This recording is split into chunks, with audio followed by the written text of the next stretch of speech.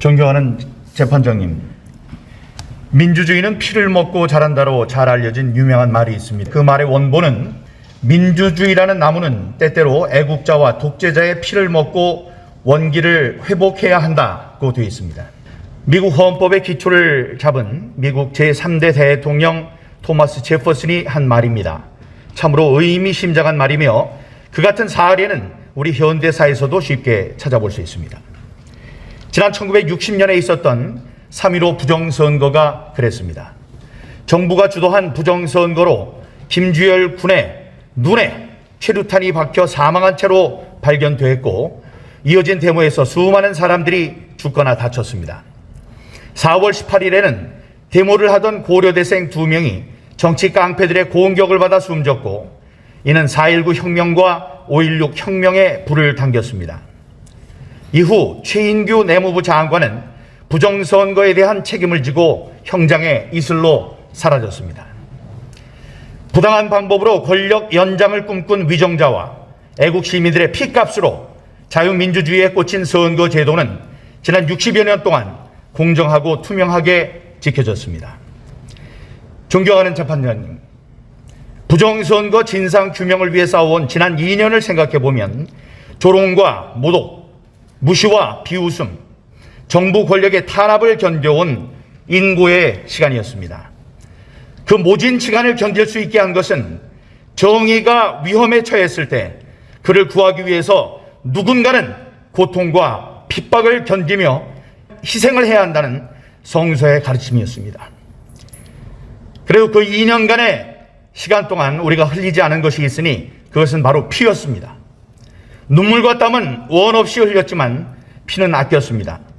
그것은 우리 대한민국의 자유민주주의 시스템이 위기에 처했을 때 피 없이도 그를 고칠 수 있을 것이라는 성숙한 자유민주주의의 자정과 복원 능력에 대한 믿음이 있었기 때문이었습니다. 존경하는 재판장님, 간절히 부탁드리오니 우리들의 그 믿음을 지켜주십시오.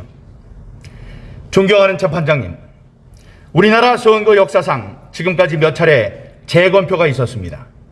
지난 2000년에는 기자 출신인 문학진 후보가 개표 결과 단 3표 차이로 떨어지자 재검표를 요청했고, 그 결과 표 차이가 3표에서 2표로 줄어들었습니다. 단 1표가 줄어들었을 뿐입니다.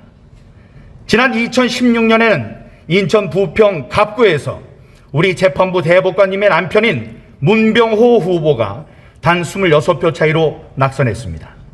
문 후보는 재검표를 신청했고 77일 만에 실시된 재검표 결과 26표의 차이는 23표 차이로 줄어들었습니다. 재검표로 바뀐 표는 단 3표에 불과했습니다. 이런 결과라면 완벽하지 않은 인간이 어쩔 수 없이 저지를 수 있는 실수며, 이런 정도라면 우리 자유민주주의 체제는 굳건하다고 할 수 있습니다. 그러나 바로 여러분들께서 지켜보신 제21대 총선 인천 연수구 을구의 재검표 결과는 어땠습니까? 무려 1년 2개월 만에 실시된 재검표에서 약 1000장의 이른바 일장기 투표용지가 쏟아져 나왔고, 생전 보도 듣도 못한 배춧잎 투표용지가 발견됐습니다. 난데없는 300표가 원고의 표에 더해져서 지금 그 책임을 두고 대법원과 중앙선관위라는 두 헌법기관이 다투고 있습니다. 존경하는 재판장님, 이건 우리 선거제도가 고장이 났다는, 그것도 심각하게 고장났다는 신호입니다. 1974명이 투표를 한 인천 송도 2동 제6투표소에서 과반인 1000장의 투표용지가 흉측한 모습의 일장기 투표용지였다는 걸 우리 국민들은 받아들일 수 없습니다. 이렇게 유린된 선거제도를 그냥 믿어달라고 하기에는 사태가 너무나도 심각합니다. 재판장님, 우리 국민은 헌법이 보장하는 완벽한 자유민주주의를 누릴 권리가 있습니다. 저는 지난 4.15 총선에서 훼손된 제 지역구 유권자들의 참정권을 복원시켜드리고자 지난 2년간 싸워왔습니다. 이제 그 종착지가 멀지 않아 보입니다. 존경하는 재판장님, 굳건한 뚝도 손가락만한 구멍에 의해 무너집니다. 정부 수립 이후 지금까지 한 표, 또는 3표의 차이가 났을 뿐이었던 재검표 전후의 득표 수가 갑자기 260여 표 차이로 벌어지고 투표소와 개표소에 있지 않았던 일장기 투표용지라는 무효 투표용지가 1000여 장 발견됐습니다. 이것은 누군가 불순한 세력이 선거 결과에 부당한 영향을 미치려 범죄 행위를 했다는 여실한 증거입니다. 이런 범죄 행위를 모른 척해서는 안 됩니다. 그것은 정의가 무엇인지 혼란스러워하는 사회에 대해 오직 양심과 법령이 명령하는 바에 따라 분명한 이념적 표들을 제시하는 대법관님들의 고귀한 사명에 어긋나는 일입니다. 만일 이번 투표를 정상적인 투표라고 하신다면 앞으로는 개표장에서 수만 장의 무효 투표지, 가짜 투표용지가 쏟아져 나오더라도 그 선거가 정당한 선거라고 선포해야만 하는 돌이킬 수 없는 판례로 남는다는 사실을 부디 기억해 주시기 바랍니다.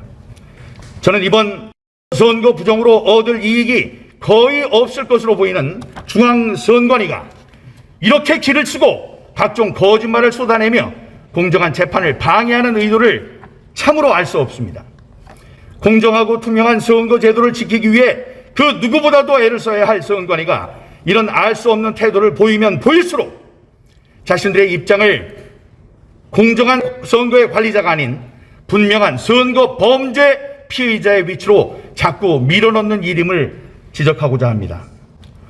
고장난 민주주의 체제를 고칠 수 있는 권위는 이제 단 2개의 주체의 어깨 위에서 찬란하게 빛납니다. 그 하나는 바로 저스티스, 정의라고 불리는 여러분 대법관들이십니다. 여러분들의 힘과 권능으로 고장난 선거제도를 바로잡는 무혈 시민혁명을 완성시켜 주십시오. 여러 대법관님들의 의로운 판결을 우리들은 고대하고 있습니다만 불행히도 그것이 불가능하다고 판단될 때 우리는 또 다른 주체인 민주 시민들의 힘에 기대며 그동안 아껴두었던 피를 흘려야 할지도 모릅니다. 모두에 말씀드린 토머스 제퍼슨은 이런 경우를 위해 민주주의의 최상의 주권자인 국민들에게 또 다른 명언을 남겼습니다. 불의가 제도가 될 때 저항은 국민의 의무가 된다.